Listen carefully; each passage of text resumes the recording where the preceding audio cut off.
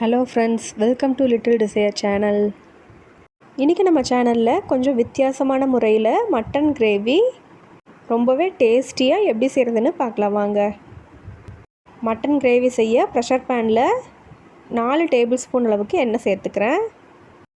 எண்ணெய் காஞ்சதும் 3 சின்ன துண்டு பட்டை, 4 லவங்கம், ஒரு அன்னாசி பூ இது எல்லாத்தையும் சேர்த்துட்டு நல்லா ஃப்ரை பண்ணிக்கிறேன்.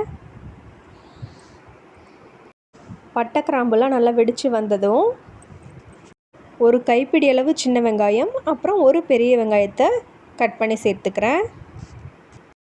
வெங்காயத்தை நல்லா டிரான்ஸ்பரண்ட் ஆகிற வரைக்கும் ஃப்ரை பண்ணிக்கலாங்க.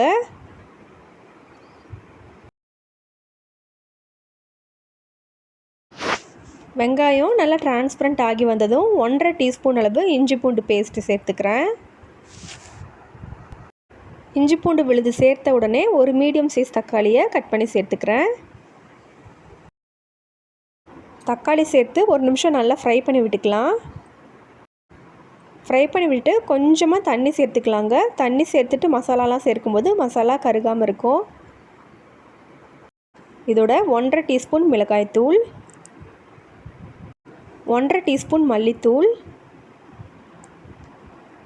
1 டீஸ்பூன் அளவுக்கு கறி மசாலா, கடையில் வாங்கின கறி மசாலாவும் யூஸ் பண்ணிக்கலாம். அப்புறம் ஒரு பிஞ்ச் அளவுக்கு மஞ்சத்தூள், இது எல்லாத்தையும் சேர்த்து ஒரு நிமிஷத்துக்கு நல்லா பிரட்டி விட்டுக்கிறேன். இப்போ இதோட 100 மில்லி அளவு தயிரை நல்லா பீட் பண்ணிவிட்டு அதையும் சேர்த்துக்கிறேன். தயிர் சேர்த்துட்டு கொஞ்சமாக தண்ணி அலசி சேர்த்துக்கிறேங்க.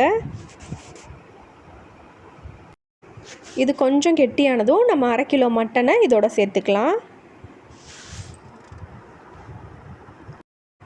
மட்டனை சேர்த்துட்டு மட்டனில் இருக்க தண்ணியெல்லாம் நல்லா வெளியே வர வரைக்கும் 2லேருந்து 3 நிமிஷத்துக்கு நல்லா ஃப்ரை பண்ணிக்கலாம்.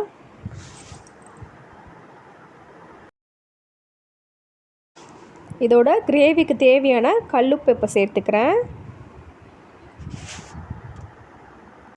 மட்டன் வேகிற அளவுக்கு தண்ணியை சேர்த்துக்கலாங்க.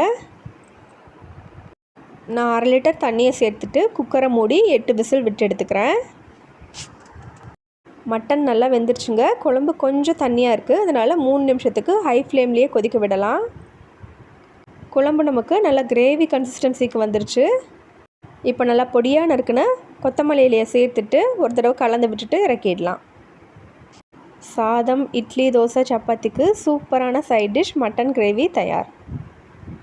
இதே மெத்தடில் நீங்களும் ட்ரை பண்ணி பாருங்கள். வீடியோ பிடிச்சிருந்தா லைக் பண்ணி ஷேர் பண்ணுங்கள். சேனலையும் சப்ஸ்கிரைப் பண்ணிக்கோங்க. தேங்க்ஸ் ஃபார் வாட்சிங். Have a good day.